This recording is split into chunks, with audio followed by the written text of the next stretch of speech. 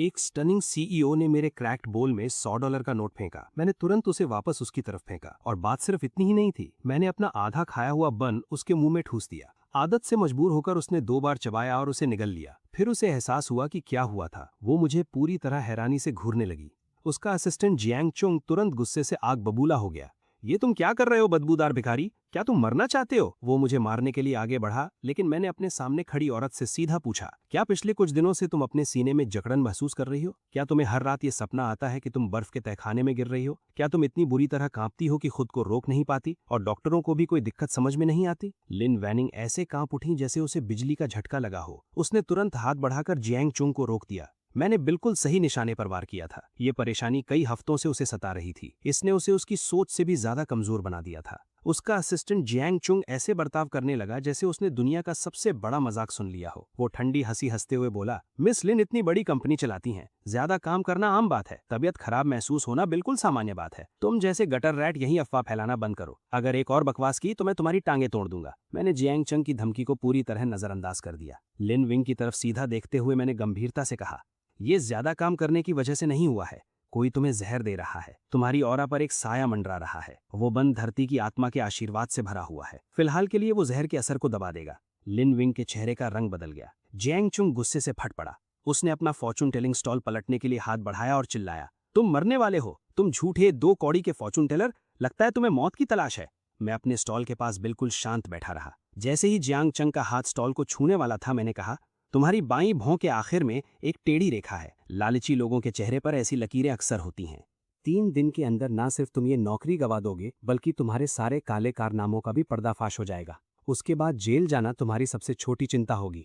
Jiang का हाथ हवा में ही जम गया। उसका चेहरा सफेद पड़ गया। उसने रिश्वत ली थी और लिन वैंग के पति के कई संदिग्ध कामों में उसकी मदद भी की थी। अगर ये बात बाहर आ गई तो उसके नतीजे बहुत भयानक होते। उसने मेरी साफ और गहरी आंखों में देखा। एक ठंडी लहर उसके पैरों से उठकर सीधे उसके सर तक पहुंच गई। अब लिन विंग को भी महसूस हो गया था कि कुछ गड़बड़ है। उसने धीमी और गंभीर आवाज में पूछा, बताओ, मुझे नुकसान पहुंचाने की कोशिश कौन कर रहा है? मैंने अपनी 2 उंगलियां उठाई। 2 लोग हैं, एक तुम्हारा पति है और दूसरी वो औरत है जो तुम्हारे आसपास रहती है। वही औरत जिसकी आंख के नीचे तिल है और जो रोज तुम्हारे लिए कामिंग टी बनाती है। ये सुनकर लिन वैंग की सांस अटक गई। उसका पति गुमिंग युआन पिछले कुछ समय से अजीब व्यवहार कर रहा था। और उस औरत की बात करें जिसकी बाईं आंख के नीचे तिल था, तो वो और कोई नहीं बल्कि गुमिंग युआन की सेक्रेटरी सू थी। पिछले कई हफ्तों से वही हर दिन उसके लिए कामिंग टी ला रही थी। उसका दावा था कि इससे उसकी सेहत और शारीरिक संतुलन बेहतर होगा। जियांग चोंग को जैसे होश आ गया, लेकिन वो अब भी अपनी बात पर अड़ा हुआ था। तुम झूठ बोल रहे हो। सीईओ और सेक्रेटरी सू पूरी तरह निर्दोष हैं। तुम बस जहरीली अफवाहें फैला रहे हो। मैंने शांत स्वर में कहा, वो निर्दोष हैं या नहीं ये जांच करना बहुत आसान है। तुम्हारे पति के स्टडी रूम में तीसरे ड्रॉर के अंदर एक गुप्त खाना बना हुआ है।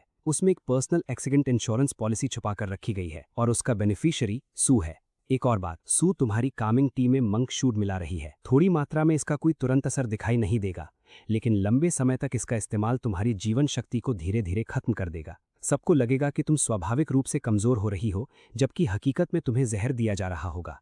ये सुनकर लिन वैंग का दिल डूब गया। वो मुझे घूरने लगी और उसकी आंखें हैरानी और शक से भरी हुई थी। जियांग चोंग अब भी उसे भड़काने की कोशिश कर रहा था। मिस लिन, इसकी बकवास पर ध्यान मत दीजिए। ये आदमी आपको ठगना चाहता है। लेकिन लिन विंग अपनी जगह से जरा भी नहीं हिली। उसने $100 का नोट मेरे फॉर्चून टेलिंग टेबल पर रख दिया। मैंने सिर हिलाया और पैसे वापस उसकी तरफ सरका दिए। मैंने कहा, एक रीडिंग के $10 लगते हैं। तुमने अभी तक पैसे नहीं दिए हैं।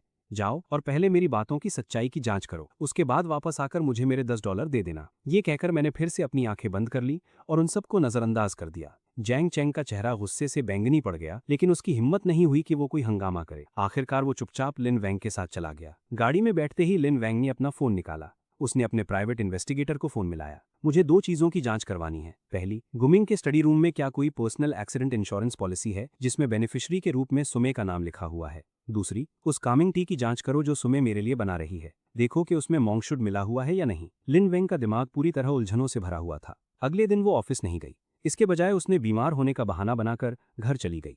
वो बिस्तर पर लेटकर सुमे के चाय लेकर आने का इंतजार करने लगी। ठीक दोपहर के 3 बजे सू एक थर्मल फ्लास्क लेकर पहुंची। उसके चेहरे पर हमेशा की तरह एक मीठी मुस्कान थी। मिस लिन, आपकी कामिंग टी तैयार है, इसे गर्मा गर्म पी लीजिए। लिन वैंग ने उसकी बाईं आंख के नीचे बने तिल की तरफ देखा। उसका पेट बुरी तरह मचलने लगा और उसने मुश्किल से अपनी उल्टी को रोका। मेरा कुछ खाने पीने का मन नहीं है, इसे वहीं रख दो। एक पल के लिए सुमे की मुस्कान गायब हो गई। फिर उसने जवाब दिया, ठीक है, बाद में इसे गर्म कर लीजिएगा। जैसे ही सुमे वहां से मुड़ी, लिन वेंग की नजर उसकी कलाई पर टिक गई। उसकी कलाई पर लाल धागे से बना हुआ एक ब्रेसलेट था जिसमें तांबे का एक सिक्का लगा हुआ था। वो बिल्कुल वैसा ही था जैसा गुमिंग युआन के स्टडी रूम में रखा हुआ था। शाम हो गई और गुमिंग युआन घर लौट आया। हमेशा की तरह उसने चिंता जताते हुए मुस्कुराकर पूछा, तुम अब कैसी हो?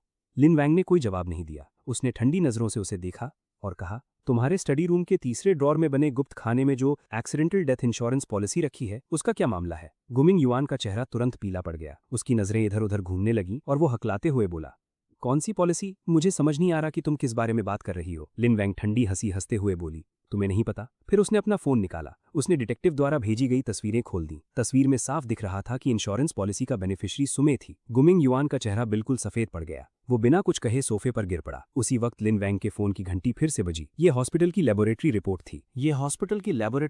थी। जांच के नतीजों ने पुष्टि कर दी कि कामिंग सूप में जहर मिला हुआ था। अब सारे सबूत सामने आ चुके थे। गुमिंग युआन अब और नाटक नहीं कर सका। वो घुटनों के बल गिर पड़ा और रोते हुए भीख मांगने लगा। हनी प्लीज, मुझसे गलती हो गई। एक पल के लिए मेरा दिमाग खराब हो गया था। सू ने मुझे बहका दिया था। इतने में सू मेई रसोई से बाहर आई और उसने ये सब सुन लिया। उसका चेहरा सफेद पड़ गया और वो जोर से चिल्लाई, मिनजुआन, तुम झूठ बोल रहे हो। सबसे पहले तुम ही मेरे पास आए थे। लिन विंग उन दोनों की लड़ाई देखकर घिन से भर उठी। उसने तुरंत अपना फोन निकाला और सीधे एनफोर्समेंट स्क्वाड को फोन कर दिया। जब तक स्क्वाड वहां पहुंची तब तक गुमिंग युआन और सुमे एक दूसरे पर इल्जाम लगाने में लगे हुए थे। उन दोनों को हथकड़ियां पहनाकर ले जाया गया। ये सब देखकर लिन विंग के मन में कड़वाहट और राहत दोनों तरह की भावनाएं उमड़ पड़ी। दूसरी तरफ जियांग चोंग कंपनी की एक मीटिंग में मौजूद था। वो मंच पर खड़ा होकर कंपनी की भविष्य योजना के बारे में बता रहा था। उसे बिल्कुल भी अंदाजा नहीं था कि कॉन्फ्रेंस रूम का दरवाजा खुल चुका है। कई वर्दी पहने हुए अधिकारी सीधे उसके पास पहुंच गए। हमें आपके खिलाफ रिपोर्ट मिली है, आपको हमारे साथ चलना होगा। जियांग चोंग का चेहरा पीला पड़ गया। उसके हाथों से सारे दस्तावेज फिसलकर जमीन पर बिखर गए। उसके सहकर्मी हैरानी से ये सब देखते रहे। उसके पैरों में जान नहीं रही और वो जमीन पर गिर पड़ा। जब अधिकारी उसे पकड़कर ले जा रहे थे तब उसे मेरी बात याद आ गई। 3 दिन के अंदर तुम अपनी नौकरी खो दोगे और जेल पहुंच जाओगे। मेरी कही हुई हर बात सच साबित हुई। अगली सुबह लिन विंग अपने हाथ में $10 लेकर खुद मेरे फॉर्च्यून टेलिंग बूथ पर आई। जियांग चोंग भी वहां मौजूद था, लेकिन इस बार एनफोर्समेंट स्क्वाड उसे अपने साथ लेकर जा रही थी। जब उसकी नजर मुझ पर पड़ी, जो शांति से स्टॉल के पास बैठा हुआ था, तो उसकी आंखें डर और पछतावे से भर गईं। मैंने उसकी तरफ देखकर शांत स्वर में कहा, कर्मा सच में होता है, हमेशा से होता आया है। लिन विंग ने $10 मेरे काउंटर पर रख दिए। फिर उसने सम्मान से झुककर मुझे प्रणाम किया। मास्टर, मेरी जान बचाने के लिए आपका बहुत बहुत धन्यवाद। मैंने उसकी तरफ देखा और कहा, अब तुम्हारी किस्मत बदल चुकी है। वो बुरा साया चला गया है। आज के बाद अच्छे काम करना और मुसीबतों से दूर रहना। इसके बाद लिन ने अपने बैग से नोटों का एक मोटा बंडल निकाला। मास्टर, ये मेरी तरफ से आपके लिए एक छोटा सा उपहार है, कृपया इसे स्वीकार कर लीजिए। मैंने मुस्कुराते हुए सिर हिला दिया। मैंने कहा, एक रीडिंग के लिए सिर्फ $10 लगते हैं, इससे 1 पैसा भी ज्यादा नहीं। ये सुनकर लिन वॉन्चिंग की आंखों में मेरे लिए सम्मान और भी बढ़ गया। वो कुछ पल के लिए हिचकिचाई और फिर बोली, क्या आपने कभी कहीं और जाकर रहने के बारे में सोचा है? अगर आप चाहें तो मैं आपके रहने का इंतजाम कर सकती हूँ। मेरी आंखें धुंधली सी हो गईं। मेरा कोई घर नहीं है, मेरा कोई नाम भी नहीं है। मैं यहीं जागा था और मुझे ये जगह पसंद है। आप परेशान मत होइए, अब आपको जाना चाहिए। मेरे पास और भी ग्राहक हैं। लिन के पास वहां से जाने के अलावा कोई और रास्ता नहीं था। जाने से पहले उसने अपना फोन नंबर मेरे पास छोड़ दिया। मास्टर, अगर आप कभी किसी मुसीबत में फंस जाएं तो मुझे किसी भी समय फोन कर सकते हैं। मैंने वो कागज का टुकड़ा ले लिया। उस दिन के बाद से फॉर्च्यून टेलर की चर्चा हर तरफ फैल गई। लोगों को पता चल गया कि मैंने लिन वॉन्ची की जानलेवा साजिश से रक्षा की थी। फिर उन्हें यह भी पता चला कि मैंने जियांग जेंग के पतन की भविष्यवाणी भी कर दी थी। जब ये खबर फैली तो सुबह से रात तक मेरे स्टॉल के सामने लंबी लाइन लगने लगी। चाहे बड़े लोग हों या आम लोग, हर कोई अपना भविष्य जानना चाहता था। मैं हर रीडिंग के लिए सिर्फ $10 लेता था। मेरा अंदाजा तेज और बिल्कुल सही होता था। उस दोपहर लाइन में अचानक हंगामा मच गया। काम के कपड़े पहने एक आदमी जोर से मेरे सामने घुटनों के बल गिर पड़ा और फूट फूट कर रोने लगा। मास्टर, कृपया मेरी मदद कीजिए, मैं आपसे विनती करता हूँ। उस आदमी का नाम लेचोंग था और वो एक कंस्ट्रक्शन वर्कर था। उसकी पत्नी 7 महीने की गर्भवती थी, लेकिन अचानक उसके पेट में बहुत तेज दर्द शुरू हो गया। अस्पताल में डॉक्टरों ने उसकी जांच की और उसे अक्यूट एमनियोटिक फ्लूइड एम्बोलिज्म होने की पुष्टि की। उन्होंने तुरंत गंभीर स्थिति की सूचना जारी कर दी और ली चोंग से सबसे बुरे परिणाम के लिए तैयार रहने को कहा। ये सुनकर आसपास खड़े लोग आपस में बातें करने लगे। एमनियोटिक फ्लूइड एम्बोलिज्म तो जानलेवा होता है। ये आदमी सिर्फ बेचैनी में किसी भी सहारे को पकड़ने की कोशिश कर रहा है। एक लड़का आखिर क्या कर सकता है? ये बात सच है कि ये भविष्यवाणी करने में माहिर हैं, लेकिन जब बात जानलेवा बीमारी की हो तो डॉक्टरों की बात ही माननी चाहिए। ये सब सुनकर ली चोंग और भी ज्यादा जोर जोर से रोने लगा। ली चोंग रोते हुए बोला, मेरी पत्नी सिर्फ 25 साल की है, वो मर नहीं सकती। लिटिल मास्टर, अगर आप उसे बचा लेते हैं तो मैं कुछ भी करने के लिए तैयार हूँ। मैं जिंदगी भर आपका सेवक बनकर रहूंगा। मैं आगे बढ़ा और उसे उठने में मदद की। पहले खड़े हो जाओ, अपनी पत्नी की जन्म तिथि और जन्म का समय मुझे बताओ। ली ने तुरंत सब कुछ बता दिया। मैंने जल्दी से हिसाब लगाया। उसकी किस्मत पर अंधकार की छाया पड़ी हुई थी और उसकी ऊर्जा आपस में टकरा रही थी। ये कोई जानलेवा बीमारी नहीं है, ये एक शैडो एंटिटी से टकराव का मामला है। ये सुनकर भीड़ में हंगामा मच गया। ये लड़का पूरी तरह धोखेबाज है। एमनियोटिक फ्लूइड एम्बोलिज्म एक चिकित्सीय समस्या है, इसका शैडो एंटिटी से कोई संबंध नहीं है। बेचारा आदमी पहले ही बहुत कुछ झेल चुका है। मैंने उन लोगों की बातों पर बिल्कुल ध्यान नहीं दिया और आगे बोलता रहा। क्या तुम्हारे घर में कोई पुरानी अलमारी है? क्या वो तुम्हारी सास से तुम्हें पत्नी को मिली थी? क्या उस अलमारी के सबसे निचले ड्रॉर में लकड़ी की एक छोटी सी गुड़िया रखी हुई है? ये सुनकर ली चोंग का चेहरा सफेद पड़ गया। वो हकलाते हुए बोला, हाँ, वहाँ सच में लकड़ी की गुड़िया रखी हुई है। वो हमेशा से वली रखी हुई थी। लेकिन आपको ये सब कैसे पता चला?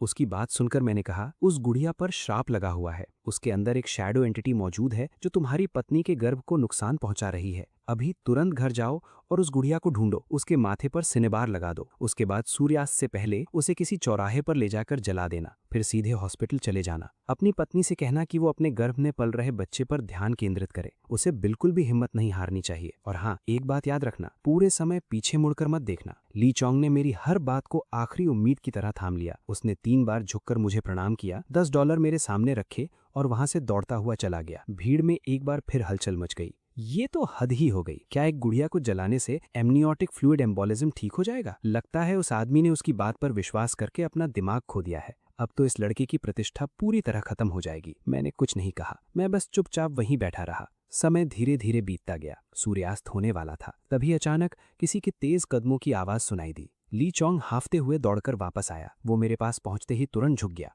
लिटिल मास्टर, आप तो चमत्कार करने वाले व्यक्ति हैं। मेरी पत्नी को होश आ गया है। डॉक्टर ने कहा है कि अब वो खतरे से बाहर है, बच्चा भी सुरक्षित है। ये सुनकर पूरा माहौल एकदम शांत हो गया। पहले जो लोग मुझ पर शक कर रहे थे और मेरा मजाक उड़ा रहे थे, उनकी आवाजें अचानक गायब हो गईं। सब लोग मुझे घूर रहे थे और उनकी आंखें हैरानी और सम्मान से भरी हुई थी। जो लोग मुझे कुछ पैसों के लिए धोखेबाज कह रहे थे, उनके चेहरे शर्म से लाल हो गए थे। मैंने हल्का सा सिर हिला दिया। उसकी किस्मत पहले से तय नहीं थी, अब सब ठीक हो जाएगा। उस घटना के बाद मेरी प्रसिद्धि आसमान छूने लगी। लोगों की भीड़ मेरे स्टॉल की तरफ उमड़ने लगी और पूरी सड़क भर गई। कुछ लोगों ने मुझे अपने घर बुलाने के लिए पैसे देने की भी पेशकश की, लेकिन मैंने सबको मना कर दिया। मैं अपने छोटे से स्टॉल पर ही बना रहा। मैं एक दिन में 100 रीडिंग्स से ज्यादा नहीं करता था। फिर एक रात मैं ध्यान लगाने के लिए एक शांत पेड़ों के झुंड में गया। मैं पैर मोड़कर बैठ गया। तभी अचानक मेरे दिमाग में एक अजीब मंत्र उभर आया। अनजाने में ही मैंने उसकी लय के साथ सांस लेना शुरू कर दिया। धीरे धीरे ऊर्जा की एक हल्की धारा मेरे शरीर के अंदर से उठने लगी। वो मेरी ऊर्जा नाड़ियों में बहने लगी। मैं पूरी तरह ध्यान में डूबने ही वाला था कि अचानक एक बच्चे की डरी हुई चीख ने माहौल को चीर दिया। मुझे छोड़ दो,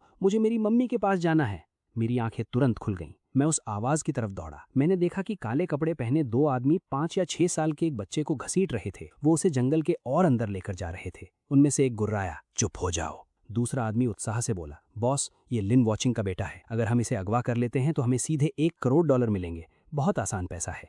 मेरा दिल बैठ गया। मुझे लिन वॉचिंग की कृतज्ञता से भरी आंखें याद आ गईं। बिना एक पल गवाए मैंने जमीन पर पड़ी एक मोटी टहनी उठाई और उनकी तरफ दौड़ पड़ा। मैंने जोर से चिल्लाकर कहा, उसे छोड़ दो। मेरी आवाज सुनकर वो दोनों चौंक गए। जब उन्होंने मुड़कर देखा और पाया कि सामने सिर्फ एक किशोर लड़का खड़ा है, तो वो मजाक उड़ाते हुए हंस पड़े। ये लड़का कहाँ से आ गया? यहाँ से दफा हो जाओ, हमारा काम खराब मत करो। उनमें से एक गुंडा मेरी तरफ बढ़ा और मेरे कॉलर को पकड़ने के लिए हाथ बढ़ाया। मैं तुरंत एक तरफ हट गया। मेरे हाथ में पकड़ी हुई टहनी बिजली की रफ्तार से घूमी। अगले ही पल वो उसके घुटने से टकरा गई।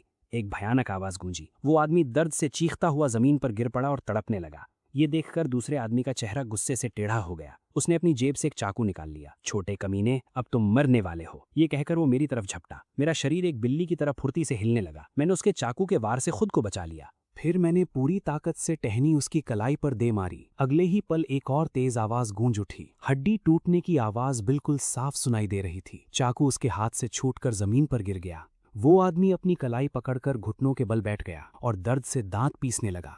मैं उस छोटे बच्चे के पास गया। मैं उसके सामने घुटनों के बल बैठ गया और उसके कंधे पर हाथ रखा। डरो मत, अब बुरे लोगों से तुम्हें कोई खतरा नहीं है। तभी अचानक दूर से इंजन की गर्जना और घबराई हुई आवाजें सुनाई देने लगीं। श्याओबाओ, तुम कहाँ हो? ये लिन वॉर्निंग की आवाज थी। जल्द ही तेज रोशनी की किरणें अंधेरे को चीरने लगीं। जब लिन वॉर्निंग ने श्याओबाओ को सुरक्षित खड़ा देखा तो उसकी आंखों से आंसू बहने लगे। वो दौड़कर उसके पास पहुंची और उसे कसकर गले लगा लिया। श्याओबाओ, तुमने मम्मी को बहुत डरा दिया था। इसी बीच बॉडीगार्ड्स ने दोनों काले कपड़े पहने हुए आदमियों को पकड़ लिया। उनके हाथ पैर बांध दिए गए। श्याओबाओ को अपनी बाहों में लिए हुए लिन वॉर्निंग मेरे पास आई। यंग मास्टर, आपने एक बार फिर हमारी जान बचाई है। मैं आपके इस उपकार को कभी नहीं भूलूंगी। मैंने सिर हिला दिया। ये कोई बड़ी बात नहीं थी। लिन वॉर्निंग ने मेरी तरफ देखा और उसका दिल कृतज्ञता से भर गया। उसने एक बार फिर मुझे अपने घर में रहने का प्रस्ताव दिया, लेकिन मैंने फिर से मना कर दिया। आखिरकार लिन वॉर्निंग के पास और कोई विकल्प नहीं बचा। उसने अपने ड्राइवर को रोज मेरी खबर लेने के लिए भेजना शुरू कर दिया। हर बार वो मेरे लिए खाना और ज़रूरी सामान लेकर आता। मैंने कभी मना नहीं किया और जब भी मैं उससे मिलता, मैं उसका भविष्य देखकर उस दिन की किस्मत के बारे में लिन वॉर्निंग को बता देता। धीरे धीरे समय बीतता गया और मेरी जिंदगी फिर से सामान्य होने लगी। मैंने अपनी खुद की किस्मत देखी। मेहनत में खुशी ढूंढो, जैसा काम करोगे वैसा फल मिलेगा। अपने काम में संतुष्टि पाओ। पास ही एक निर्माण स्थल पर मजदूरों की जरूरत थी और दिन भर के काम के बदले $50 दिए जा रहे थे। मैंने तुरंत अपना नाम लिखवा दिया। वहां का फोरमैन बहुत कठोर और हमेशा गुस्से से भरा हुआ लग रहा था। मेरे दुबले पतले शरीर को देखकर उसने तिरस्कार से अपने होंठ सिकोड़ लिए। तुम्हारे जैसे कमजोर लड़के से क्या काम होगा? यहाँ कोई परेशानी मत खड़ी करो और निकल जाओ। मैंने उससे कहा, मैं ताकतवर हूँ, मैं सीमेंट की बोरियां उठा सकता हूँ। फोरमैन ने मजाक उड़ाते हुए ठंडी हंसी हंसी। तुम और सीमेंट की बोरियां उठाओगे? मुझे तो लगता है कि तुम आधी बोरी भी नहीं उठा पाओगे। आसपास खड़े मजदूर भी हंसने लगे। क्या ये लड़का यहाँ लोगों को हंसाने आया है? बॉस, ऐसे काम पर मत रखिए, ये तो बोरी अपने पैरों पर ही गिरा देगा। मैंने कुछ नहीं कहा। मैं आगे बढ़ा, 50 पाउंड वजनी सीमेंट की एक बोरी अपने कंधे पर उठाई और चलने लगा। मेरी रफ्तार बहुत तेज नहीं थी, लेकिन मेरे कदम बिल्कुल मजबूत थे। मैं एक ही बार में 100 गज तक चलता चला गया। न मेरे माथे पर पसीने की एक बूंद थी और न ही मेरी सांसें तेज हुई थी। फोरमैन और बाकी मजदूरों की हंसी अचानक थम गई। सबकी आंखें हैरानी से फैल गईं। उनके मुंह खुले के खुले रह गए। फोरमैन ने तुरंत अपना लहजा बदल लिया। ठीक है, तुम्हें काम पर रख लिया गया है। दिन भर के $50 मिलेंगे। अच्छा काम करोगे तो बोनस भी मिलेगा। मैंने सिर हिलाया, सीमेंट की बोरी नीचे रखी और तुरंत काम शुरू कर दिया। मैं पूरी मेहनत से काम करता रहा। जहां दूसरे लोग एक बोरी उठाते थे, मैं 2 बोरियां उठाता था। जब दूसरे आराम करते थे, तब भी मैं काम कर रहा होता था। धीरे धीरे बाकी मजदूरों की सोच बदलने लगी। जो लोग पहले मेरा मजाक उड़ाते थे, अब मेरी तारीफ करने लगे थे। देखते देखते 1 महीना बीत गया। जब तनख्वाह मिलने का दिन आया तो मुझे सिर्फ $500 दिए गए, जबकि मुझे $1500 मिलने चाहिए थे। मैंने भौहें सिकोड़कर फोरमैन की तरफ देखा। मुझे इतने कम पैसे क्यों दिए जा रहे हैं? हमारी बात $50 प्रतिदिन पर तय हुई थी। मैंने पूरा 1 महीना काम किया है, इस हिसाब से मुझे $1500 मिलने चाहिए, लेकिन आपने मुझे सिर्फ $500 दिए हैं। फोरमैन के चेहरे पर बेशर्मी भरी मुस्कान फैल गई। ताकतवर होने का क्या फायदा लड़के? तुम अभी भी नाबालिग हो। तुम्हें मेरे अलावा और कौन नौकरी देगा? मेरे बिना तो तुम भूखे मर जाओगे। बाकी के $1000 को मेरी तरफ से इनाम समझो। अब ज्यादा बकवास मत करो और यहाँ से चले जाओ। मैं वही खड़ा रहा और उसकी आंखों में आंखें डालकर देखता रहा। उसने अपनी बाहें चढ़ा ली। ए अनाथ लड़के, तुम्हें $500 मिल गए, यही तुम्हारे लिए बहुत बड़ी बात है। इसके लिए मेरा शुक्रगुजार होना चाहिए। अभी तक यहीं खड़े हो? क्या तुम चाहते हो कि मैं तुम्हें मारकर यहाँ से भगा दूं? बाकी मजदूर भी गुस्से से भर गए थे, लेकिन डर की वजह से किसी ने कुछ नहीं कहा। आखिरकार वो फोरमैन उस इलाके का बदनाम गुंडा था। किसी की भी उसका विरोध करने की हिम्मत नहीं होती थी। मैंने अपनी मुट्ठियां भींच ली और मेरी नजर एकदम ठंडी हो गई। मुझे पता था कि उस जैसे घटिया आदमी के साथ बहस करने का कोई फायदा नहीं था।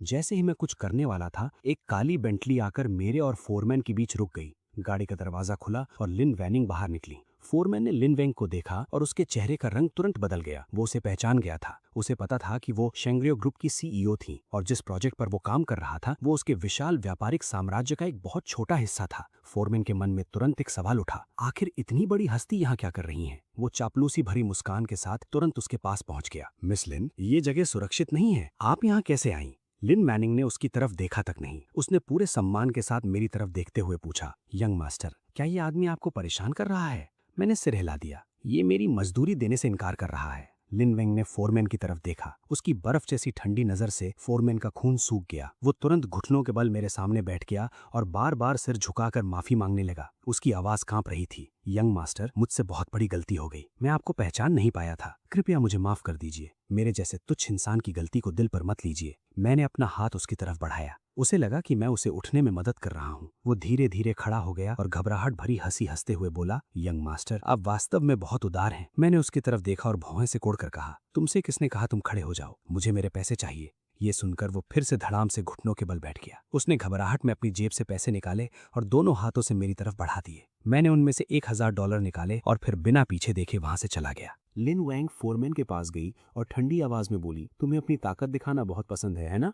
ठीक है, अब मैं तुम्हें दिखाती हूँ कि असली ताकत कैसी होती है। फिर उसने अपने बॉडीगार्ड की तरफ देखा और कहा, आज के बाद यैन सिटी में इसे सिर्फ सीमेंट धोने का काम मिलेगा और इसे बाकी मजदूरों के मुकाबले में सिर्फ 1/3 मजदूरी दी जाएगी। ये कहने के बाद वो मुड़ गई और जल्दी जल्दी मेरे पीछे चलने लगी। लिन विंग ने चिंतित स्वर में मुझसे पूछा, लिटिल मास्टर, अगर आपको पैसों की जरूरत थी तो आपने मुझे क्यों नहीं बताया? मैं आपको चैंग ग्रुप के 30% शेयर्स दे सकती थी। उसके बाद आपको जिंदगी में किसी चीज की कमी नहीं रहती। मैंने सिर हिला दिया। मैं अपने दम पर कमाना चाहता हूँ, मुझे दूसरों का एहसान लेना पसंद नहीं है। लिन विंग मेरी दूर जाती हुई परछाई को देखती रही। उसके दिल में मेरे लिए सम्मान और लगाव और भी गहरा हो गया। ढलता हुआ सूरज इस पुरानी और तंग गली पर लाल रोशनी बिखेर रहा था और मेरी परछाई लंबी होती जा रही थी। मैं आराम से अपना फॉर्चून टेलिंग स्टॉल समेटने लगा। मैंने उस पुराने कपड़े को सावधानी से मोड़कर रख दिया जिस पर लिखा था एक रीडिंग के $10। उसके बाद मैंने कुछ पुराने सिक्कों को संभालकर अपनी आस्तीन में रख लिया। मैं अपने पुराने और टूटे फूटे मंदिर की तरफ लौटने ही वाला था कि अचानक गली के मुख्य द्वार से कई भारी कदमों की आवाजें सुनाई देने लगी। सिर्फ आवाज सुनकर ही मैं समझ गया कि बहुत सारे लोग आ रहे हैं। मैंने अपना सामान समेटना बंद कर दिया। मैंने वहां से जल्दी से जाने की कोशिश भी नहीं की। मैं शांत भाव से गली के आखिरी सिरे की तरफ देखने लगा। कुछ ही देर बाद 7 या 8 परछाइयां रोशनी के सामने उभर आईं और उन्होंने पूरी गली को घेर लिया। सबसे आगे वही जान पहचान वाला फोरमैन खड़ा था, वही आदमी जिसका पैसों का स्रोत मैंने कंस्ट्रक्शन साइट पर बंद करवा दिया था। उसका नाम वोंग गोती था। उसके हाथ में कलाई जितना मोटा स्टील का पाइप था। उसका मोटा चेहरा गुस्से से कांप रहा था। उसकी छोटी छोटी आंखें मुझ पर टिकी हुई थी। ऐसा लग रहा था मानो उसके अंदर की आग मुझे जिंदा निगल जाना चाहती हो। उसके पीछे 6 गुंडे खड़े थे। सबके बाल अजीब और चमकीले रंगों से रंगे हुए थे। हर किसी के हाथ में चमचमाता हुआ स्टील का पाइप था। उनके होठों पर सिगरेट लटक रही थी और उनकी आंखों में मजाक और घमंड साफ दिखाई दे रहा था। पूरे इलाके में एक भयानक सन्नाटा छा गया। सिर्फ वोंग दा चुई की भारी सांसें और जमीन पर घिसते हुए स्टील के पाइप की खराश भरी आवाज सुनाई दे रही थी। वोंग दा चुई मेरे सामने आकर लगभग 3 मीटर की दूरी पर रुक गया। उसने जोर से अपना स्टील का पाइप जमीन पर पटका और फिर मेरी तरफ उंगली दिखाते हुए गुस्से से बोला, ए भिखारी, कुछ दिन पहले कंस्ट्रक्शन साइट पर तुम खुद को बहुत बड़ा आदमी समझ रहे थे, है ना? तुम्हें लगता था कि तुम सच में कोई महान फॉर्चून टेलर हो। अच्छा, तो क्या तुम्हारे उस छोटे से क्रिस्टल बॉल ने तुम्हें ये भी बताया था कि आज तुम यहीं मरने वाले हो? मैंने धीरे से अपनी पलकें उठाई। मेरी नजर बिल्कुल शांत थी और मैंने समतल स्वर में कहा, बिल्कुल, मैंने ये भी देख लिया है कि आज तुम्हारे ऊपर खूनी आफत आने वाली। वोंग दा चुई मेरी बात सुनकर जोर जोर से हंसने लगा, मानो उसने दुनिया का सबसे मजेदार मजाक सुन लिया हो। उसने अपने आदमियों की तरफ देखकर चिल्लाते हुए कहा, सुनो लड़को, आज बिल्कुल भी रहम मत करना। इस लड़के की तीनों टांगे तोड़ देना, बाकी सब मैं संभाल लूंगा। इसे दिखा दो कि इस शहर में वोंग दा चुई से दुश्मनी करने का अंजाम क्या होता है। वो गुंडे पहले से ही लड़ने के लिए बेचैन थे। अपने बॉस का हुक्म मिलते ही वो चीखते हुए मेरी तरफ दौड़ पड़े। उन्होंने स्टील के पाइप हवा में उठा लिए। उनका निशाना मेरा सिर और मेरे हाथ पैर थे। ये देखकर साफ समझ आ रहा था कि लोगों को डराना, धमकाना और पीटना मन के लिए कोई नई बात नहीं थी। लेकिन मैं अपनी जगह से जरा भी नहीं हिला। हवा के झोंके से मेरे कपड़े लहराने लगे। जब पहला स्टील का पाइप मेरे माथे से लगभग 4 इंच दूर रह गया, तब अचानक उसकी दिशा बदल गई। वो सीधा पास खड़े सुनहरे बालों वाले आदमी के सिर पर जा लगा और वो चीखता हुआ दूर जा गिरा। उसके पीछे खड़ा गुंडा एक पल के लिए ठिठक गया। फिर उसने मेरी तरफ दौड़ने की कोशिश की, लेकिन उसका पैर उस पत्थर से टकरा गया जो कुछ ही पल पहले वहां था ही नहीं। वो लुढ़कता हुआ जोर से जमीन पर जा गिरा। अपनी आंखों के सामने ये अजीब मंजर देखकर बाकी सब लोग बुरी तरह घबरा गए और भागने लगे। वोंग डाचुई के पैर डर से कांपने लगे। वो धड़ाम से जमीन पर गिर पड़ा। वो कांपती हुई आवाज में बोला, तुम इंसान हो या भूत? ये काला जादू है, तुम कोई राक्षस हो। मैंने उसकी दयनीय हालत को देखा और ठंडी मुस्कान बिखेर दी। उसके दिल में गहरा डर बैठ चुका था, ऐसा डर जो सीधा इंसान की आत्मा तक पहुंच जाता है। वो बार बार जमीन पर अपना सिर पटकने लगा। हर बार एक भयानक धड़क की आवाज गूंज उठती। कुछ ही पलों में उसके माथे से खून बहने लगा। मास्टर, मुझसे गलती हो गई, कृपया मेरी जान बख्श दीजिए। मेरी बूढ़ी माँ और 3 साल का एक बच्चा है जिनकी जिम्मेदारी मेरे कंधों पर है। मैं मरना नहीं चाहता। मैंने ठंडी सांस भरी और तिरस्कार भरी मुस्कान के साथ कहा, तुम ये बात कितनी बार कह चुके हो? 100 बार या फिर 80 बार? ठीक है, मैं तुम्हें छोड़ देता हूँ। मैं बिना वजह किसी की जान नहीं लेता, लेकिन मैं बुराई को भी नजरअंदाज नहीं करता। तुम अपनी ताकत दिखाना बहुत पसंद करते हो। तुम हमेशा अपनी मुट्ठियों के बल पर समस्याओं का हल निकालते हो। इसलिए अब मैं तुम्हें असली दर्द का एहसास करवाऊंगा। ये कहकर मैंने अपने जूते की नोक से उसकी पीठ के कई खास बिंदुओं पर जोर से वार किया। उसी पल शैडो चिल की ऊर्जा मेरे पैरों से निकलकर उसके शरीर के अंदर समा गई। मैंने शांत स्वर में कहा, ये शैडो चिल तुम्हारी जान नहीं लेगी, लेकिन अगले 3 दिनों तक ये धीरे धीरे तुम्हारी हड्डियों के अंदर समाती रहेगी। हर रात आधी रात के समय तुम्हें ऐसा महसूस होगा जैसे 10,000 चींटियां तुम्हारी हड्डियों को कुतर रही हूँ। तुम असहनीय पीड़ा महसूस करोगे। यही तुम्हारे कर्मों की कीमत है। ये सुनते ही वोंग डाचुई के मुंह से दिल दहला देने वाली चीख निकल गई। बहुत ठंड लग रही है, बहुत दर्द हो रहा है, ये आखिर क्या है? वो अपने शरीर को सिकोड़कर गोल होकर लेट गया। उसका पूरा शरीर बुरी तरह कांप रहा था। हड्डियों तक उतर जाने वाली ठंड और दर्द इतना भयानक था कि वो अपने शरीर पर नियंत्रण खो बैठा। कुछ ही देर में पूरी गली में बदबू फैल गई। मैंने घिन से अपना पैर पीछे खींच लिया और उसे जमीन पर रगड़कर साफ करने लगा। मेरी नजरों से दूर हो जाओ। ये सुनकर वोंग डाचुई को ऐसा लगा मानो उसे माफी मिल गई हो। वो डर के मारे कुछ बोल भी नहीं पा रहा था। दर्द सहते हुए उसने दांत खींच लिए, लड़खड़ाते हुए खड़ा हुआ और अपने दयनीय साथियों को इशारा किया। सब एक दूसरे का सहारा लेकर वहां से भाग निकले। डर की वजह से उन्होंने जमीन पर पड़े स्टील के पाइप तक नहीं उठाए। उनमें से किसी की हिम्मत नहीं हुई कि वो पीछे मुड़कर देखे। मैं भी वहां ज्यादा देर तक नहीं रुका। मैंने अपना फॉर्चून टेलिंग स्टॉल समेटा और गली से बाहर निकल गया। अपने पुराने और टूटे फूटे मंदिर में लौटने के बाद मैं पूरी रात पैर मोड़ कर बैठा रहा और अपने शरीर के अंदर बह रही ऊर्जा को नियंत्रित करता रहा। अगली सुबह जैसे ही सूरज की पहली किरणें पुराने तितुड़ के पेड़ पर पड़ी, मैं हमेशा की तरह ठीक समय पर उस पेड़ के नीचे पहुंच गया। मैंने अपना पुराना सामान फैला दिया और वहीं बैठ गया। मुझे बैठे अभी कुछ ही समय हुआ था कि सड़क के किनारे एक काली मर्सिडीज वैन आकर रुकी। दरवाजा खुला और उसमें से सुनहरे बालों और नीली आंखों वाला एक अधेड़ उम्र का आदमी बाहर निकला। उसने बहुत महंगा और पूरी तरह से नाप के हिसाब से बनाया हुआ सूट पहना हुआ था और उसके हाथ में एक सुंदर ब्रीफकेस था। उसकी शक्ल सूरत से ही पता चल रहा था कि वो आम आदमी नहीं था। उसके साथ सोने के फ्रेम वाला चश्मा पहने एक अनुवादक भी था, जिसके चेहरे पर घमंड साफ झलक रहा था। इस पुरानी और साधारण बाजार वाली गली में उन दोनों की मौजूदगी सबसे अलग दिखाई दे रही थी। उस विदेशी आदमी का नाम जेक था। वो किसी बहुराष्ट्रीय व्यापारिक कंपनी का सीईओ था। वो एक बड़े सौदे को पूरा करने के लिए चीन आया था। वो मेरे स्टॉल के पास आया और मुझे ऊपर से नीचे तक गौर से देखने लगा। उसकी नजरों में स्पष्ट रूप से तिरस्कार और अहंकार दिखाई दे रहा था। उसने मेरे साधारण से बोर्ड की तरफ देखा और उसके होठों पर उपहास भरी मुस्कान फैल गई। फिर उसने टूटी फूटी चीनी भाषा में कहा, फॉर्च्यून टेलिंग स्कैम। उसका अनुवादक तुरंत सीना तानकर आगे बढ़ा। उसने मेरे बोर्ड की तरफ उंगली उठाई और ऊंची आवाज में बोला, ये मिस्टर जेक हैं, जो अमेरिका के एक बहुत अमीर व्यापारी हैं। ये पूरे चीन का दौरा कर चुके हैं और इन्होंने तुम्हारे जैसे बहुत से लोगों को देखा है जो रहस्यमयी ताकतों का दिखावा करते हैं। इनके मुताबिक इन सब बातों का विज्ञान से कोई संबंध नहीं है। ये सब सिर्फ मानसिक चालें और धोखेबाजी है। आज मिस्टर जेकू बहुत अच्छे मूड में है। वो तुम्हारे इस नाटक का पर्दाफाश करने आए हैं। जेकू ने अपनी जैकेट से अमेरिकी डॉलरों की एक मोटी गड्डी निकाली। उसने उसे जोर से मेरे पुराने टेबल पर पटक दिया। उसे देखकर लग रहा था कि उसमें लगभग 8 लाख डॉलर थे। पैसे टेबल पर गिरते ही उस पर रखे तांबे के सिक्के उछल पड़े। जेकू ने घमंड से कहा, ये 1 लाख डॉलर है, आओ एक शर्त लगाते हैं। अनुवादक तुरंत आगे बढ़ा और आसपास जमा हुई भीड़ की तरफ देखकर जोर से बोला, ध्यान से सुनिए सब लोग, मिस्टर जेकू यहाँ 1 लाख डॉलर दाव पर लगा रहे हैं। अगर तुम मिस्टर जेकू के अतीत और भविष्य के बारे में सही सही बता देते हो तो ये सारे पैसे तुम्हारे हो जाएंगे। लेकिन अगर तुम गलत साबित हुए या फिर अपनी पुरानी धुंधली और बकवास बातें करने लगे तो तुम्हें अपना सारा सामान समेटना होगा और हमेशा के लिए ये जगह छोड़नी होगी। इसके अलावा तुम्हें एक बोर्ड भी लगाना होगा जिस पर लिखा होगा कि तुम दोबारा कभी किसी को धोखा नहीं दोगे। ये सुनकर आसपास खड़े लोग तुरंत हमारे इर्द गिर्द जमा हो गए। उन्होंने अपनी जिंदगी में पहली बार इतनी बड़ी रकम एक साथ देखी थी। सबकी आंखें हैरानी से फैल गईं। हे भगवान, ये विदेशी आदमी कितना अमीर है। 1 लाख डॉलर तो 7 लाख युआन से भी ज्यादा होते हैं। लगता है इस बार यंग मास्टर को सच में कड़ी चुनौती मिली है। ये विदेशी आदमी किसी पर आसानी से विश्वास करने वालों में से नहीं लगता। अतीत और भविष्य के बारे में बताना सबसे मुश्किल काम होता है। यंग मास्टर, उन्हें हमारी प्राचीन कला की ताकत दिखा दीजिए। मैंने देखा कि वो विदेशी पूरी तैयारी के साथ आया था। मैंने धीरे से अपना सिर उठाया और जेकू की तरफ देखा। मैंने उन पैसों की तरफ एक बार भी नजर नहीं डाली। मेरी नजरें सिर्फ जेकू के चेहरे पर टिकी हुई थी। मेरी आंखें मानो उसके शरीर को भेद कर उसकी आत्मा की गहराई तक पहुंच रही थी। मेरी नजरों से जेकू थोड़ा बेचैन हो गया। उसने तुरंत अपना सीना तान लिया मानो वो मुझे डराने की कोशिश कर रहा हो। वो दांत पीसते हुए धीमी आवाज में बोला, क्या हुआ, डर गए? अगर हिम्मत नहीं है तो यहाँ से चले जाओ। मेरे होठों पर हल्की सी मुस्कान उभर आई। मेरी शांत और स्पष्ट आवाज पूरे इलाके में गूंज उठी, अपने पैसे अपने पास रखो, मुझे उनकी जरूरत नहीं है। मेरी फीस पहले से तय है। हर रीडिंग के लिए सिर्फ $10। हर किसी के लिए एक ही कीमत है। लेकिन क्योंकि तुम खुद अपनी बेइज्जती करवाना चाहते हो, इसलिए मैं तुम्हारी इच्छा पूरी कर देता हूँ। 5000 साल पुरानी बुद्धिमत्ता को तुम जैसे बर्बर आदमी आसानी से नकार नहीं सकते। अनुवाद सुनते ही जेकू के चेहरे का रंग बदल गया। वो गुस्से से फटने ही वाला था, लेकिन मैंने उसे बीच में ही रोक दिया। मैंने उसकी बाईं तरफ इशारा करते हुए कहा, तुम्हारी बाईं पसली से लगभग 3 इंच नीचे 2 इंच लंबा एक निशान है। 5 साल पहले तुम्हारा एक कार एक्सीडेंट हुआ था। उसी दुर्घटना के दौरान लोहे की एक छड़ गाड़ी को चीरते हुए अंदर घुस गई थी। अगर वो सिर्फ 1 इंच और अंदर चली जाती तो तुम्हारी मौत हो जाती। अनुवादक कुछ पल के लिए चुप हो गया। फिर उसने मेरी बात जेकू को समझाई। जेकू के चेहरे के हाव भाव तुरंत बदल गए। उसने अनजाने में अपने शरीर के उसी हिस्से को छू लिया। वहाँ सच में एक निशान मौजूद था और वो दुर्घटना उसकी जिंदगी के सबसे बड़े रहस्यों में से एक थी, क्योंकि उस समय उसका किसी और औरत के साथ संबंध चल रहा था। उसकी पत्नी को भी इस बात की जानकारी नहीं थी। उसके मन में एक ही सवाल घूम रहा था, आखिर सड़क पर बैठा ये लड़का इतनी गहरी बात कैसे जान गया? क्या ये सिर्फ एक संयोग था? नहीं, ये सिर्फ संयोग ही हो सकता है। जेकू ने अपने चेहरे पर शांति का दिखावा करते हुए कहा, हो सकता है तुमने मेरे बारे में पहले से जांच पड़ताल की हो, इसमें कोई खास बात नहीं है। मैंने उसके चेहरे पर फैली घबराहट को देखा, लेकिन उस पर कोई ध्यान नहीं दिया। मेरी नजर उस ब्रीफ केस पर टिक गई जिसे वो कस कर पकड़े हुए था। मैंने धीमी आवाज में कहा, इस बार तुम चीन $200 मिलियन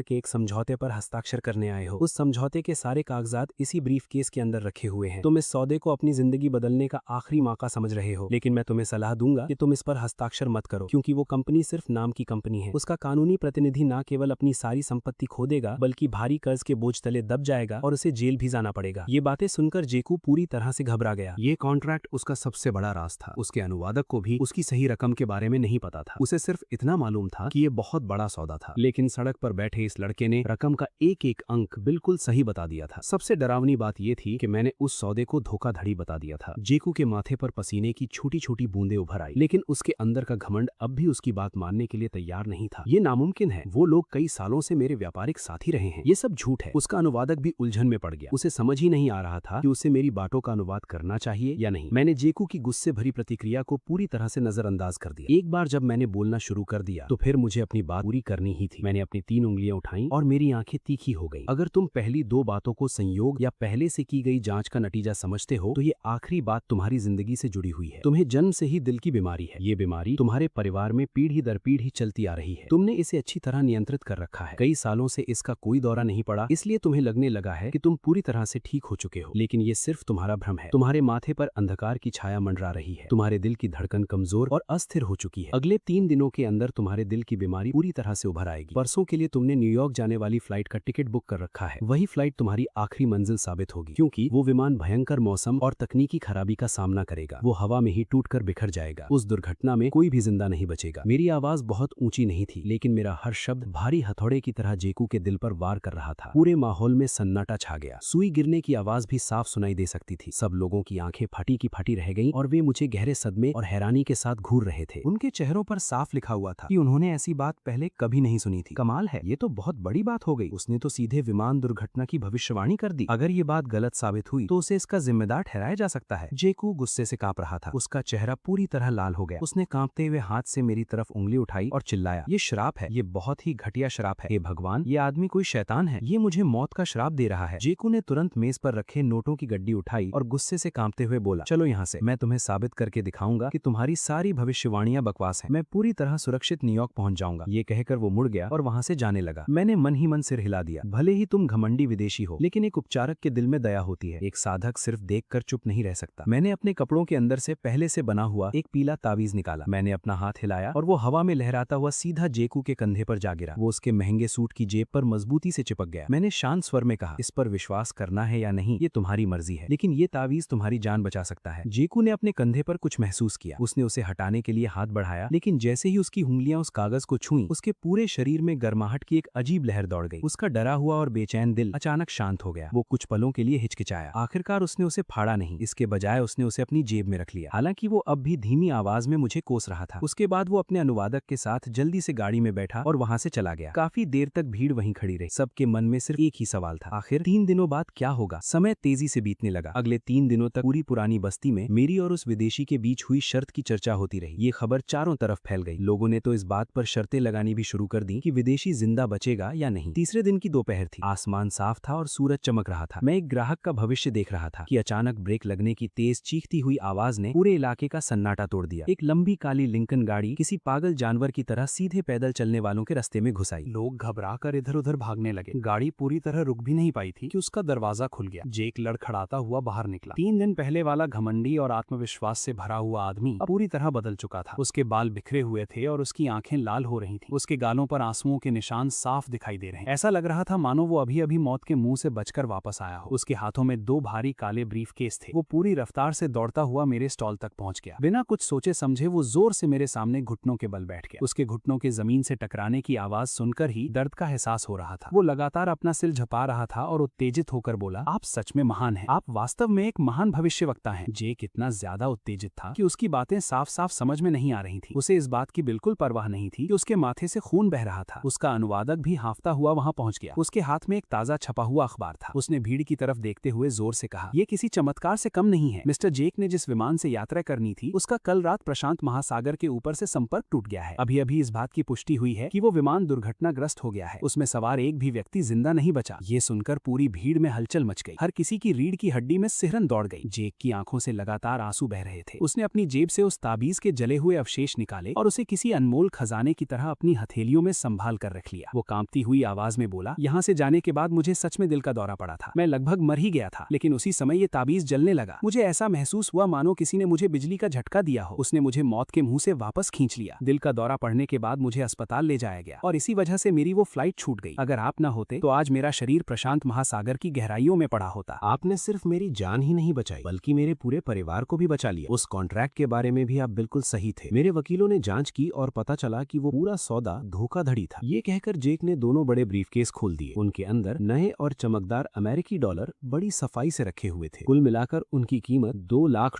थी। धूप की रोशनी उन नोटों पर पड़ रही थी जिससे वो और भी चमकने लगे थे। जेक ने मेरी तरफ देखकर कहा, ये मेरी कृतज्ञता का एक छोटा सा प्रतीक है। कृपया इन $2 लाख को स्वीकार कर लीजिए। आज से आप मेरे लिए किसी देवता से कम नहीं है। मैं आपके लिए एक मंदिर बनवाऊंगा। मैं अपनी आधी संपत्ति भी आपको दान कर दूंगा। ये सुनकर आसपास खड़े लोगों की आंखें फटी की फटी रह गईं। ये रकम लाखों युवान के बराबर थी। ज्यादातर लोग अपनी पूरी जिंदगी में इतना पैसा एक साथ नहीं देख पाते थे। इतने पैसों से आलीशान बंगला, महंगी गाड़ियां और ऐशो आराम की हर चीज खरीदी जा सकती थी। लेकिन मैंने उन पैसों की तरफ बस एक बार देखा और फिर नजर हटा ली। मेरी आंखों में लालच की जरा सी भी झलक नहीं थी, मानो वो मेरे लिए कचरे के ढेर के समान हो। मैंने धीरे से सिर हिला दिया। अपने पैसे वापस रख लो। मैंने पहले ही कहा था कि एक रीडिंग के लिए सिर्फ $10 लूंगा। मैं इससे ज्यादा पैसे नहीं लेता। जेक कुछ पलों के लिए सन्न रह गया। उसे विश्वास ही नहीं हो रहा था कि इस दुनिया में कोई ऐसा इंसान भी हो सकता है जो पैसों को मिट्टी के समान समझे। लेकिन अब वो मेरा बहुत आदर करता था। उसने मेरी बात टालने की हिम्मत नहीं की। उसने तुरंत अपनी जेबों की तलाशी लेनी शुरू कर दी। आखिरकार उसे अपने बटुए में 10 युआन का एक नोट मिल गया। उसने दोनों हाथों से वो नोट मेरी तरफ बढ़ाया और सम्मान के साथ उसे पुराने मेजपोश पर रख दिया। उसके बाद उसने दोनों ब्रीफकेस की तरफ इशारा करते हुए सावधानी से पूछा, फिर इन पैसों का क्या करूं? अगर मैंने ये पैसे आपको नहीं दिए तो मेरे मन को शांति नहीं मिलेगी। मैंने उसकी तरफ देखकर शांत स्वर में कहा, इस दुनिया में बहुत से लोग दुख और तकलीफों का सामना कर रहे हैं। अगर तुम सच में इस उपकार का बदला चुकाना चाहते हो तो ये सारे पैसे किसी अनाथालय और वृद्धाश्रम को दान कर दो। इसे अपने लिए कुछ अच्छे कर्म इकट्ठा करना समझो। इससे तुम्हारे पिछले बुरे कर्मों का प्रभाव भी कम हो जाएगा। जेक की आंखें फिर से भर आईं। उसने एक बार फिर 3 बार झुककर मेरा अभिवादन किया। मैं आज ही ये सारे पैसे दान कर दूंगा और आगे भी अच्छे काम करता रहूंगा। मैं आपकी सीख को कभी व्यर्थ नहीं जाने दूंगा। ये कहकर वो खड़ा हो गया और अपने सहायक से कैमरा ले लिया। उसने कैमरे की तरफ देखते हुए पूरी गंभीरता से कहा, मैं चाहता हूँ कि पूरी दुनिया मेरी बात सुने। वाशिया की रहस्यमयी कलाएं इस दुनिया की सबसे महान बुद्धिमता हैं। ये एक सच्चा चमत्कार है। उस दिन के बाद से लिटिल ओरेकल का नाम पूरे यान सिटी में फैल गया। धीरे धीरे उसकी चर्चा विदेशों तक पहुंच गई। इसके बाद मेरी जिंदगी लगभग आधे महीने तक शांतिपूर्वक चलती रही। फिर एक उदास और बारिश वाली शाम सब कुछ बदल गया। मैं अपना स्टॉल समेट ही रहा था कि अचानक एक लड़खड़ाती हुई परछाई मेरी तरफ दौड़ी। वो शोंगुरे ग्रुप की खूबसूरत सीईओ लिन वान किंग थी, लेकिन इस बार उसके अंदर पहले जैसा आत्मविश्वास और दृढ़ता नहीं थी। उसके बाल बिखरे हुए थे। उसका चेहरा बिल्कुल पीला पड़ चुका था। उसकी आंखों में गहरा डर साफ नजर आ रहा था। उसका व्यापारिक सूट भी बुरी तरह सिकुड़ा हुआ था, मानो अभी अभी उसका किसी से झगड़ा हुआ हो। जैसे ही लिन वान किंग ने मुझे देखा, उसे ऐसा लगा मानो उसे कोई सहारा मिल गया हो। वो तुरंत मेरे पास दौड़कर आई और मेरा हाथ कसकर पकड़ लिया। उसके नाखून मेरी त्वचा में ढस गए। उसका पूरा शरीर बुरी तरह कांप रहा था और उसकी आंखों से आंसू बह रहे थे। मास्टर, कृपया मेरी मदद कीजिए, आपको मुझे बचाना ही होगा। मैंने तुरंत उसे संभाला, लेकिन जैसे ही मैंने उसका हाथ पकड़ा, एक बर्फीली ठंड की लहर मेरे शरीर में दौड़ गई। मैंने भौहे से कोड़ ली, शांत हो जाओ, आराम से मुझे पूरी बात बताओ। लिन वान किंग जोर जोर से सांसें ले रही थी। उसकी आवाज कांप रही थी। आखिरकार वो रोते हुए बोली, वहाँ भूत है। हमारी कॉलोनी में भूत आ गया है। अब तक 5 लोग मर चुके हैं। सब डर के मारे मर गए हैं। पुलिस को अब तक मौत का असली कारण नहीं मिला है। वो लोग इसे दिल का दौरा पड़ना बता रहे हैं। मैंने उसे शांत करते हुए एक गिलास गर्म पानी दिया। अब मुझे पूरी बात बताओ। लिन वान किंग ने पानी का एक घूंट पिया और कांपती हुई आवाज में बोलना शुरू किया। ये सब आधे महीने पहले शुरू हुआ था। हर रात ठीक 12 बजे बाहर से दरवाजा खटखटाने की आवाज आती थी। वो आवाज बहुत धीमी और कोमल होती थी। ऐसा लगता था जैसे कोई नाजुक सी औरत हल्के से दरवाजे पर दस्तक दे रही हो। ठक ठक ठक। हर बार उसकी लय एक जैसी होती थी। लेकिन जब हम लोग दरवाजा खोलते तो बाहर कोई भी नहीं होता था। पूरा गलियारा बिल्कुल सुनसान होता था। लेकिन अगर कोई जिज्ञासा में या फिर उस आवाज से परेशान होकर दरवाजा खोल देता तो अगली सुबह उसकी लाश उसके घर के बाहर मिलती। दिखती। उसकी आंखें पूरी तरह खुली होती थीं और उसके चेहरे पर बेहद डर का भाव जमा होता था, मानो उसने नरक देख लिया हो। लिन वान किंग ने धीरे से अपना कॉलर हटाया और अपनी गर्दन दिखाई। उसकी सफेद गर्दन पर एक काले हाथ का निशान बना हुआ था। वो हाथ पतला और लंबा था और उसमें से हल्की हल्की काली धुंध निकल रही थी। ये दृश्य काफी डरावना था। अगर मैंने उसे पहले सुरक्षा वाला ताबीज न दिया होता तो शायद अब तक उसकी मौत हो चुकी होती। मैंने उस निशान को ध्यान से देखा और मेरा चेहरा गंभीर हो गया। मेरी उंगलियां तेजी से हिलने लगी और मैं धीमी आवाज में मंत्र पढ़ने लगा। कुछ देर बाद मेरी आंखों में एक अलग सी चमक दिखाई। इस जगह पर बहुत शक्तिशाली द्वेष की ऊर्जा मौजूद है। ये एक कार्मिक डेट है। उस प्रतिशोधी आत्मा का नाम सुयू है। वो रिपब्लिकन युग की एक मशहूर ओपेरा गायिका थी जिसने पूरे यिन सिटी में अपनी पहचान बना ली। गर्भवती होने के बाद उसने लाल रंग की शादी की पोशाक पहनी और एक तूफानी रात में नदी में कूदकर अपनी जान दे दी। उसके साथ उसके गर्भ में पल रहे बच्चे की भी मौत हो गई। उसके मन में भरा हुआ द्वेष धीरे धीरे एक भयानक मदर चाइल्ड कर्स में बदल गया। ये सुनकर लिन वान किंग के पैरों से ताकत खत्म हो गई। वो लगभग जमीन पर बैठ गई और उसकी आंखों में निराशा भर गई। मास्टर, कृपया मेरी मदद कीजिए। अगर आप मुझे बचा लेंगे तो मैं आपके लिए कुछ भी करने को तैयार हूँ। मैंने उसे मजबूती से सहारा दिया और उसकी आंखों में देखकर कहा, अब जब मैं इस मामले में शामिल हो ही गया हूँ तो पीछे नहीं हट सकता। वो भले ही एक प्रतिशोधी आत्मा हो, लेकिन मैं भी रहस्यमयी मार्ग का साधक हूँ। आज देखते हैं कि 100 साल पुरानी नफरत कितनी शक्तिशाली है। मैंने अपना स्टॉल समेटा और उसके साथ उसकी आलीशान अपार्टमेंट बिल्डिंग की तरफ चला गया। जैसे ही मैंने उस कॉम्प्लेक्स के मुख्य दरवाजे के अंदर कदम रखा, मुझे तुरंत कुछ अलग महसूस हुआ। पूरे इलाके में भारी और ठंडी ऊर्जा फैली हुई थी। मूल रूप से इस जगह की फेंग शुई बहुत अच्छी थी, लेकिन अब ये पूरी तरह उस प्रतिशोधी ऊर्जा से प्रभावित हो चुकी है। जब हम लिन वान किंग के फ्लोर पर पहुंचे तो ठंड और भी ज्यादा बढ़ गई। ऐसा लग रहा था जैसे कमरे का तापमान अचानक कई डिग्री नीचे गिर गया हो। मैं कमरे के अंदर गया और अपना सिनाबार ब्रश और ताबीज वाला कागज निकाल लिया। उसके बाद मैंने दरवाजे, चौखट और खिड़कियों पर तेजी से कुछ चिन्ह बना दिए और कमरे के चारों कोनों में भूत प्रेत दूर करने वाले ताबीज रख दिए। कमरे के चारों कोनों में ताबीज रखने के बाद हर बार हल्की सुनहरी रोशनी चमक उठती थी जो उस काली ऊर्जा का सामना कर रही थी। मैंने लिन वान किंग की तरफ देखकर कहा, बॉस लिन, आज रात चाहे जो भी हो जाए, चाहे तुम्हें किसी भी तरह की आवाज सुनाई दे, दरवाजा मत खोलना और पीछे मुड़कर भी मत देखना। बस मेरे पीछे खड़ी रहना, बाकी सब मुझ पर छोड़ दो। लिन वान किंग ने घबराहट में मेरी शर्ट का किनारा कसकर पकड़ लिया और सिर हिला दिया, लेकिन डर की वजह से वो अपनी आंखें बंद नहीं कर पा रही थी। समय धीरे धीरे बीतने लगा। आखिरकार रात के 12 बज गए। वो समय आ चुका था। खिड़की के बाहर चल रही हवा अचानक थम गई। ऐसा लग रहा था मानो पूरी दुनिया उसी पल रुक गई हो। फिर वही आवाज सुनाई, ठक ठक ठक। दरवाजे पर धीमी और लगातार दस्तक दी जा रही। हर आवाज सीधे दिल पर चोट कर रही थी। लिन वान किंग ने डर के मारे अपना मुंह ढक लिया। उसकी आंखों से आंसू बहने लगे, लेकिन मुझे तुरंत महसूस हुआ कि इस बार मामला पहले से कहीं ज्यादा गंभीर था। दरवाजे के नीचे से खून बहना शुरू हो गया। कमरे का तापमान तेजी से गिरने लगा। मेरी सांसें सफेद धुंध में बदलने लगी और बत्तियां बार बार जलने और बुझने लगी और फिर अचानक टूट गईं। पूरा कमरा अंधेरे में डूब गया। सिर्फ चांद की हल्की रोशनी ही कमरे के अंदर पहुंच रही थी। मैं शांति से खड़ा रहा और मेरी नजरें दरवाजे पर टिकी रहीं। अचानक एक जबरदस्त धमाका हुआ। ताबीजों से ढका हुआ वो मजबूत दरवाजा किसी अदृश्य शक्ति के जोर से अपनी जगह से उखड़ गया। वो उड़ता हुआ सीधे बैठक की दीवार से टकराया और धूल का बादल उठ गया। धूल के उस बादल के बीच से धीरे धीरे लाल कपड़े पहने एक औरत अंदर आई। उसने रिपब्लिकन युग की पुरानी शादी की पोशाक पहन रखी थी। वो रिपब्लिकन युग की शादी की पोशाक पहने हुए एक औरत थी। उसकी लंबी और पतली काया देखने में साधारण लग रही थी, लेकिन उसका चेहरा बेहद डरावना था। उसके लंबे बाल कंधों पर बिखरे हुए थे और उसके आधे चेहरे को ढके हुए। उसकी जो एक आंख दिख रही थी उसमें सफेद हिस्सा बिल्कुल नहीं था। वहां सिर्फ गहरा काला अंधेरा नजर आ रहा था। उसका पेट बहुत ज्यादा फूला हुआ था, मानो उसके अंदर कोई हिल रहा हो। उसके पूरे शरीर से नफरत और मृत्यु की भयानक ऊर्जा निकल रही थी। वो तेज और डरावनी आवाज में चिल्लाई, बेवफा आदमी, सारे मर्दों को मरना होगा, तुम सब मर जाओगे। उसकी चीख इतनी भयानक थी मानो वो नर्क की गहराइयों से निकल कर आ रही हो। उसकी आवाज में गहरी नफरत भरी हुई। वो हवा में तैर रही थी और उसके नाखून धीरे धीरे लंबे और तीखे होते जा रहे थे। अचानक वो हमारी तरफ झपटी। उस पल ऐसा लगा मानो आसपास की हवा भी फट गई हो। मैं तुरंत आगे बढ़ा और लिन वान किंग के सामने खड़ा हो गया। मेरे शरीर से तेज ऊर्जा निकलने लगी। मैंने अपने हाथों से कई मुद्राएं बनाई। कमरे के चारों कोनों में रखे ताबीज तुरंत सक्रिय हो गए। उनमें से सुनहरी बिजली की चमकदार लहरें निकलने लगी। धीरे धीरे उन्होंने एक सुनहरा पिंजरा बना दिया और उस महिला आत्मा को उसके अंदर कैद कर लिया। महिला आत्मा ने तेज चीख मारी, लेकिन वो पीछे नहीं हटी। उसके अंदर की नफरत और भी ज्यादा बढ़ गई। वो काली ऊर्जा में बदल गई और उसमें से अनगिनत काले हाथ बाहर निकलने लगे। वो हाथ सुनहरे पिंजरे को तोड़ने की कोशिश करने लगे। उसकी हालत देखकर मुझे उस पर दया आ गई, लेकिन मुझे पता था कि जब तक उसके मन की गांठ नहीं खुलेगी तब तक ये ताबीज उसे सिर्फ कुछ समय के लिए ही रोक सकेंगे। मैंने उस सुरक्षा कवच को मजबूत बनाए रखा और जोर से कहा, सुयू, तुम गलत हो। उस आदमी ने तुमसे झूठ नहीं बोला था। उसने तुम्हें धोखा नहीं दिया था। महिला आत्मा की हरकतें अचानक रुक गईं। उसके काली आंख से खून के आंसू बह रहे थे। उसके चेहरे पर उलझन और संदेह के भाव उभर आए। वो गुस्से से बोली, तुम क्या कह रहे हो? तुम मुझसे झूठ बोल रहे हो। मैंने अपने कपड़ों के अंदर से पीले रंग का एक पुराना जेड एंडेंट निकाला। कुछ दिन पहले ही मुझे उसके अंदर से अजीब आध्यात्मिक आध्यात्मिक ऊर्जा महसूस हुई थी और मैंने उसे खरीद लिया था, लेकिन मुझे बिल्कुल भी अंदाजा नहीं था कि वो उस आदमी की निशानी निकलेगी। मैंने जेड पेंडेंट उसकी तरफ फेंक दिया। ये वही निशानी है जो उसने तुम्हें दी थी। ध्यान से देखो, इस पर तुम दोनों के नाम लिखे हुए हैं। महिला आत्मा ने कांपते हुए हाथों से जेड को पकड़ लिया। जैसे ही उसकी उंगलियां उससे छुईं, जेड के अंदर से आत्मा का एक अंश बाहर निकला।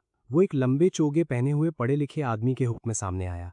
उसने गहरी नजरों से उसकी तरफ देखा। सू यू, मैंने तुम्हारे साथ अन्याय किया। उस समय मेरे परिवार ने मुझे कैद कर लिया था और मेरे पैर तोड़ दिए थे। जब तक मैं रेंगता हुआ तुम्हें ढूंढने के लिए बाहर निकला, तब तक बहुत देर हो चुकी थी। महिला आत्मा उस आदमी को देखती रही जिसका वो इतने सालों से इंतजार कर रही थी। उसके शरीर से निकलने वाली काली ऊर्जा धीरे धीरे गायब होने लगी। उसकी आंखों से बहने वाले खून के आंसू भी साफ हो गए। तो तुमने मुझे धोखा नहीं दिया था। उसने उस धुंधली परछाई को मजबूती से पकड़ लिया और रोने लगी, जैसे किसी ने बहुत लंबे समय तक दर्द सहा हो और उसे आखिरकार सुकून मिल गया हो। उसके मन की नफरत धीरे धीरे खत्म होने लगी। उसका चेहरा भी बदलने लगा। अब वो फिर से रिपब्लिकन युग की उसी सुंदर और कोमल महिला जैसी दिखने लगी। उसने मेरी तरफ देखकर गहरा झुककर प्रणाम किया। धन्यवाद मास्टर, आपने मुझे 100 साल के कष्ट से मुक्त कर दिया। अब मेरे जाने का समय आ गया है। इतना कहकर उसने अपने प्रेमी का हाथ थाम लिया और दोनों धीरे धीरे रोशनी के कणों में बदल गए। मैंने राहत की सांस ली, लेकिन उसी पल रहस्यमयी शक्ति की एक तेज लहर मेरे दिमाग से टकराई। मेरे सिर में अचानक बहुत तेज दर्द शुरू हो गया। ऐसा लग रहा था जैसे किसी ने कुल्हाड़ी से मेरी खोपड़ी को 2 हिस्सों में बांट दिया हो। मैंने अपना सिर पकड़ लिया और दर्द से घुटनों के बल गिर पड़ा। बंद यादें तेजी से मेरे दिमाग में लौटने लगी। भूली हुई यादें धीरे धीरे साफ होने लगी। मुझे सब कुछ याद आ गया। मैं कोई साधारण फॉर्चून टेलर नहीं था। मेरा नाम यॉन था। मैं एक हर्मिट था और शिनशिंग सेक्ट का चुना हुआ उत्तराधिकारी था। 3 साल पहले मेरे मास्टर ने मुझे ब्लड शैडो कल्ट की साजिश की जांच करने के लिए पहाड़ों से नीचे भेजा था, लेकिन रास्ते में ब्लड शैडो कल्ट के 3 बुजुर्गों ने मुझ पर हमला कर दिया। उस हमले में मेरी याददाश्त चली गई और मैं शहर की सड़कों पर भटकने लगा। उसके बाद के दिनों में मैं दोबारा शिनशिंग सेक्ट लौट गया। वो पहाड़ों के बादलों के बीच छिपा हुआ एक स्वर्ग जैसा स्थान था। जैसे ही मैं पहाड़ के प्रवेश द्वार के सामने पहुंचा, वहां पहरा दे रहे शिष्य ने हैरानी के मारे अपनी तलवार गिरा दी। चुने हुए उत्तराधिकारी के लौटने की खबर पूरे संप्रदाय में फैल गई। मेरे मास्टर, जो अब सफेद बालों वाले वृद्ध बन चुके थे, रोते हुए बाहर आए और उन्होंने मेरा हाथ पकड़ लिया। मैंने सोचा था कि इस जीवन में मैं तुम्हें दोबारा कभी नहीं देख पाऊंगा। ब्लड शैडो कल्ट का विनाश हो चुका है। अब मैं वास्तव में बूढ़ा हो चुका हूँ। अब समय आ गया है कि मैं तुम्हें सेक्ट मास्टर का पद सौंप दूं। आज से तुम शिनशिंग सेक्ट के नए नेता होगे और रहस्यमयी दुनिया का नेतृत्व करोगे। मैंने अपने उन शपथ लिए हुए भाइयों की तरफ देखा जिनके साथ मैं बड़ा हुआ था। फिर मैंने उस जगह को देखा जहाँ की हर घास और हर पेड़ मेरे लिए जाना पहचाना था। मेरे मन में कई भावनाएं उठने लगी, लेकिन मैं जानता था कि अब ये मेरी एकमात्र मंजिल नहीं थी। मैंने अपने मास्टर की तरफ देखा और फिर पहाड़ के नीचे चमकती हुई शहर की रोशनियों को देखा। उसके बाद मैंने दृढ़ता से अपना सिर हिला दिया। मास्टर, मुझे खेद है, लेकिन मुझे ये प्रस्ताव स्वीकार नहीं है। इन 3 सालों में मैंने लोगों के बीच रहकर संघर्ष किया है। मैंने दुनिया का दर्द देखा है। पहाड़ों में बैठकर साधना करने के बजाय मैं आम लोगों के बीच रहना चाहता हूँ। जो लोग नीचे संघर्ष कर रहे हैं, उन्हें मेरी ज्यादा जरूरत है। इस संसार में हर कोई किसी न किसी दुख का सामना कर रहा है। मैं इसी शहर में रहकर उनकी मदद करूंगा। यही मेरा असली मार्ग है। मेरे मास्टर ने मेरी तरफ देखा। आखिरकार उनके चेहरे पर संतुष्टि भरी मुस्कान आ गई और उन्होंने मेरे कंधे पर हाथ रखा। इस संसार में हर जीव दुख से गुजरता है। कितने गहरे शब्द हैं। इस बात की तुम्हारी समझ अब अपने मास्टर से भी कहीं आगे निकल चुकी है। जाओ और वो करो जो तुम्हें करना चाहिए। शिनकिंग सेक्ट हमेशा तुम्हारे साथ खड़ा रहेगा। 3 दिन बाद सुबह सुबह हवाईयन रोड पर उस पुराने टिड्डी के पेड़ के नीचे वही पहचाना फॉर्चून टेलिंग स्टॉल एक बार फिर लग गया, लेकिन इस बार उसके सामने पहले से भी लंबी लाइन लगी हुई थी जो सड़क के आखिर तक पहुंच रही थी। सब लोगों ने सुन लिया था कि यंग मास्टर वापस आ गया है। लोग दूर दूर से आ रहे थे। कुछ लोग अपना भविष्य जानने के लिए आए थे और कुछ लोग उस महान व्यक्ति को अपनी आंखों से देखना चाहते थे। मैं अब भी वही पुरानी और फीकी शर्ट पहने हुए था। मैंने शांति से 3 सिक्के उठाए और पुराने मेजपोश पर फेंक दिए। मैंने अपने सामने बैठे चिंतित बुजुर्ग व्यक्ति की तरफ देखा और धीरे से कहा, चिंता मत कीजिए, आपकी भविष्यवाणी बता रही है कि सूखा हुआ पेड़ एक बार फिर से हरा भरा होने वाला है। आपका पोता मिल चुका है। ये सुनकर बुजुर्ग व्यक्ति की आंखों से आंसू निकल आए और वो लगभग घुटनों के बल बैठ गए। मैंने तुरंत उन्हें संभाल लिया और $10 अपनी जेब में रखते हुए मुस्कुराया। ये आपके कर्मों का फल है। एक रीडिंग की कीमत $10 है। पुरानी गली की भाग दौड़